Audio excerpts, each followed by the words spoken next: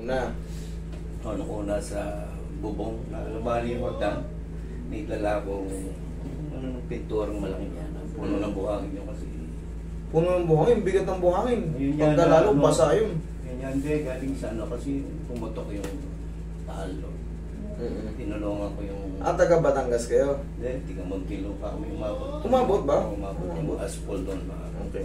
Tapos? Hindi, hindi kumpare akong tinulungan ko kasi mag-isa lang siya ron sa bahay. Tumulong. Noon mapuno yung timbang ng litre na yun sa pintura yun. Buhangin nilagay nyo? Oo, binaba ko ngayon pero halos mapuno-puno yun, mabigat. Yan, bumigay yung Hagdan yung tinatamaan nyo. Saan ang tumama sa inyo? Dito. Nasaldak yung putan nyo? Oo, sakto. Pero hinda ko nung pero nawala na. Nawala na? Oo, tapos... O bakit kayo pumunta ron? Bakit kayo nagpakarate ron? Hindi nga gawa nung nagmanifest siya nung medyo matagal na siya, sumasakit na. Tapos siguro ito yung resulta nung magkakapaksa ko. Pinarate ako na. Pinaros? Wala rin na. Kasi nagpa-x-ray muna ako na. Ayun. Ay. Yung pinakababa. Oo, yung L4, L5. Yan. Kano nga yun?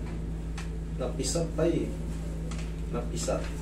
Oo. Tingnan mo, dapat ito, kahit pa paano mga lahati man na siya rito sa spacing na yan. Yan. Pero ito talaga oh. Yan. Yan. Yan. Sa hospital. Ano sabi? Operasyon daw. Pwede. Talagang ganitong i-require sa inyo. Kasi, pansinin mo ha, dito pala makikita mo na ang laki ng disc. Ang laki. Oh, ngayon anong difference? Napitpit yan. Napitpit. Yan. Kaya sinasabi sa inyo, for operation kayo. Kaya lang dito, siya. Alam niyo kung bakit tayo? Alam niyo, lalakad ako ng malayo. Nangingimay siya. Alam niyo kung bakit? Ito yan tayo. Ito yung nadurog sa inyo. Yung disc nyo. Sa dulo. Oo, yan. Connected po yan. Papunta sa paa. Yan anak, bugbog ng dami ng nerves. Sciatic nerve ang tawag dyan. Kaya yung puwet nyo, ito bandang puwet to eh. Kaya yung puwet nyo, lintik ang sakit tapos nagrarajit. Yun po yung tawag na sciatic nerve impingement. Yan yun. Ngayon, may tama sa inyo, consider grade 1 spondylosis, L4L over L5, spondylosis, L5S1 disc degeneration, L4L5, L5S1 facet joint sclerosis, hypertrophy, decreased lumbar lordosis may be due to muscle spasm. Ano ba ibig sabihin ng facet joint sclerosis or hypertrophy? Ito po yung mga facet joint. Ang facet joint yung maliliit. Yan o, ganito, facet joint yan. Yan o. Yan, mga ganyan. Yan. Ngayon, siyempre, pag nasira yan, nagkaroon ng hypertrophy. Ano ibig sabihin ng hypertrophy? Para siyang, yung hypertrophy, yung sa mga facet joint, para siyang nagkakaroon ng arthritis. Parang itsura. Ganyan o, parang, kasi meron na tayong kaya natin ipaliwanag. Yan yung mga facet joint, yung maliliit. Ngayon, ano yung L4 over L5? Ang L4 over L5, ito yung tayo. L4 over L5. Kumbaga, ito L4, malaking L. Ito yung L5. Tapos, pag binasa mo yan, ito nag-iisa na to. Pag binasa mo yan, L5 over S1 naman. Ito yung L4, tatalon siyang L5. Yun ang mangyayari sa akin yun. Mayroon tayong, lahat tayo pauwi. Kaya lang sumakit yan kasi meron kayong instances na mga saldak-saldak. Mas naging agresibo yung pagkapirat. Kung dating kung dating ganito kakapal. Tsaka yung dito, umano ako sumempla, hindi na ako sa bike nun eh. Lalo matagal na, hindi na ibalik ko na hilo. Hindi, tayo, basag yung yan. Basag yung yan. Kaya ganyan yung tsura. Basag yung distal radius nyo yan. Hindi naman kaya minsan pag Ayan o, kita nyo, umusog yung ulna nyo. Malamang basag yung yan. Siyempre, ito, kahit hindi nyo ipakita sa akin x-ray ko, pag nakita ko yung figura ng o yung struktura ng katawan nyo, So ano to? If ever kunwari, yung sa schedule, gaano katagal? Ilang months ko?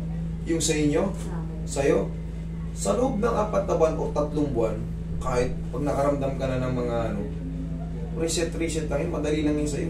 Mga after 2 months na lang. Oo. 3 or more. Yan, ganyan, sa isang buwan. Pero kung talagang siyempre, may trabaho ka eh, di natin alam, baka makabuhat ka ng ano, sumumpong ka agad. Dalhin mo lang dito, tawag lang kayo. Okay? Pero kung yan, kung normal lang yung routine, o hindi ka talaga nadulas o hindi ka nakapagbuhat ng sobrang bigat, wala yan, hindi nasasakit yan. Pero yung sa atin lang, siyempre, nandyan ka na eh. Kumbaga, tabingi talaga yung spine mo eh. Mas mabilis lang mag-trigger dyan. Okay? Sige, ingit na kayo. Thank you.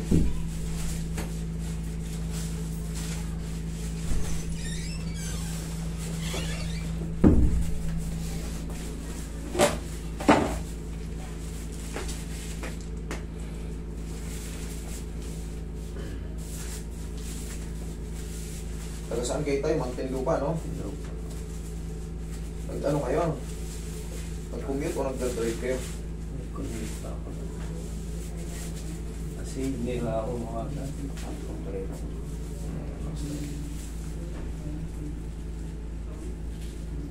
Ilan taon na ba kayo ngayon tayo? 69. 69. Kita mo naman, napakabata pa pala ni Sir. 69, di ba?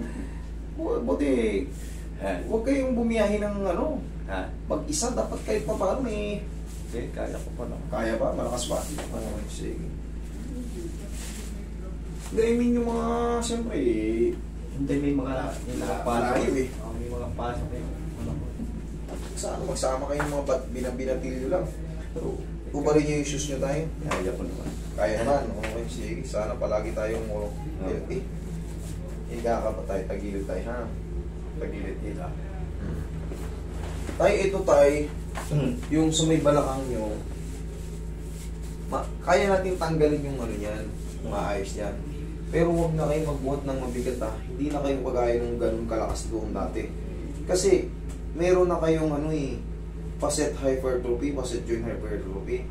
Maaring pagbuhat nyo, lalagitik yun.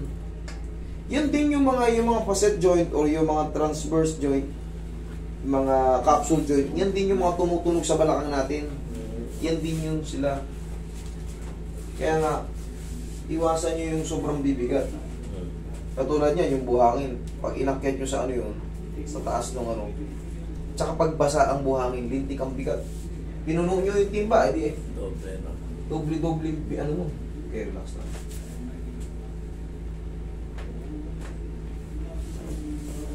Kung may maririnig kayong tumunog dyan, yun na yung mag-aano dyan. Yun na yung magbabalik ng sigla ng balakang nyo. Kabilang side.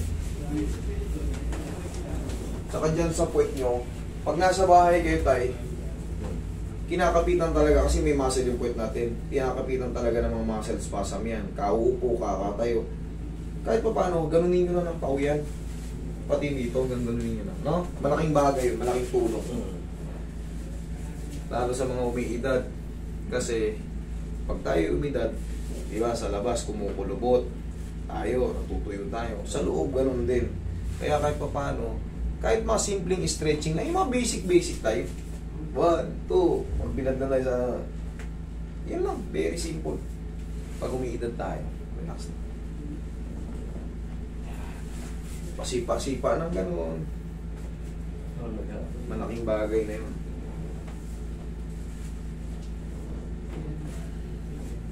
Dito yun o, yung puwet. Yung maraming nerves na, no? Kaya sadya kung sinisiko yan, babae, lalaki, matanda, bata. Sinisiko ko talaga yan. Tihaya. Gaya ko na.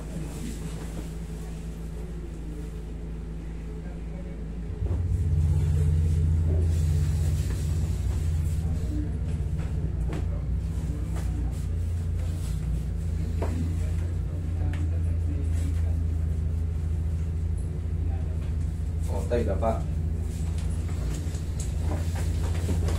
Sakto niyo po yung mga sa bukas niya. Hiling niyo po yung mga ito.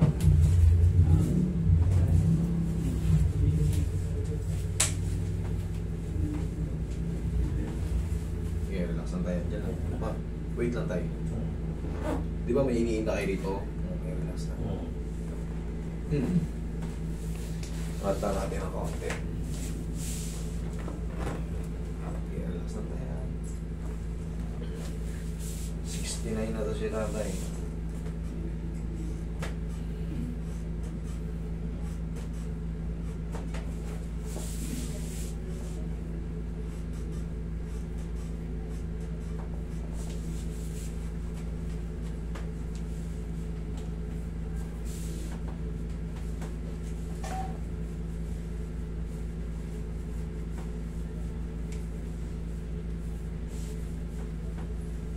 Oy, susunod si tatay. Ako rito sa ilalim.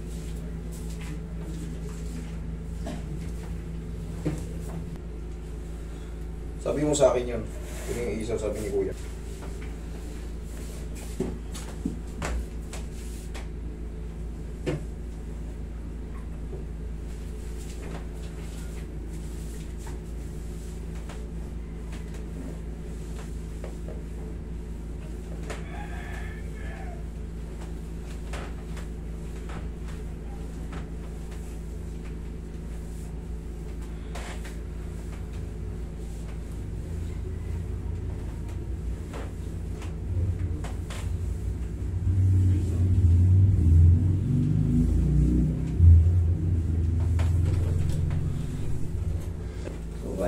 Hindi.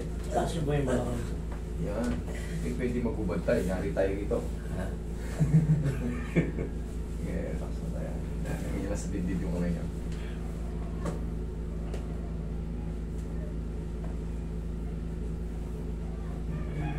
Inhale. Exhale.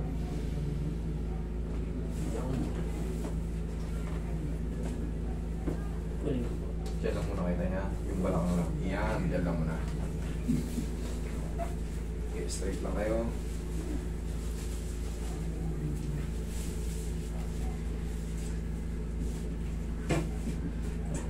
Babalik pa ako dito. Tay, pagka babalik kayo dito, pag mayroon pang masakit, pero kung wala masakit, enjoy life. Ha? Hindi na mag-inom na kami. Mag-inom? Walang problema. Eh, hindi naman huwag lang kayo maligo. Sa pag-inom naman kasi, tayo rin ang magdadala niyan. Ako, hindi ako pumipigil sa inyo mag-inom kasi nagiinom din ako. Eh, enjoy life tayo eh. Hindi, kaunti-kaunti. Ayan, tayo nga rin ang magdadala niyan. Drink and eat moderately. Eh, babawalan ko kayo mag-inom eh. Mapuputol yung kas. Yun, doon tayo masaya eh. Tayo pa rin ang magdadala. Kailangan tayo lang din magko-control. Kapipigil natin, kapipigil. Ang daming hindi umiinom, namatay. Diba? Oo, maghirapan yan sa Daming hindi naninigarilyo, patay din.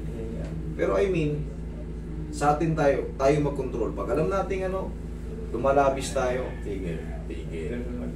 Ganun lang yun. Hindi, kaya ako wala akong karapatan magpigil ng ano. Kasi gawain ko rin yan. Nasa akin na rin yan kung anong diskarte ko. Sa inyo, basta alam nyo yung... Hindi sa mas yung kahapon mo na yan. Yan. Ito, Oo, mano. kahapon pumitik. Gumano mo. Ay, pitik natin. Ano yan na? Sumakit na. Hindi naman kung ano. Huwag lang talaga droga. Pain ko rin. Yan. Ano sabi ko? Sa bayan ko. Mas Sabi ko, hindi sa parang hindi makaipit siya. Dito, sige, wait lang tayo. Kahapon po na sabi ko. What's up? Ako ba? Ah. Yung nasabi siya. Ano yun tayo? Arthritis.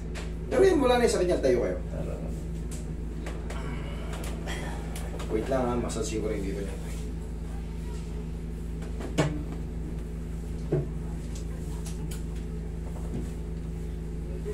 Ano bang brand nyo? Ano bang nainom nyo tayo?